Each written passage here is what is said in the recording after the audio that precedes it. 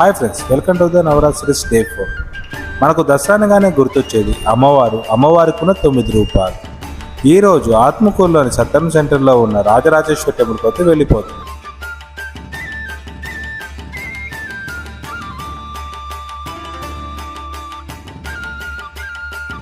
ఇక్కడ అమ్మవారికి ఏమైనా కోరికలు కోరుకుంటే అవి తప్పక తీరుతాయని భక్తులు గట్టిగా నమ్మకం. ఈరోజు అమ్మవారికి పూల అలంకరణ చేశారు.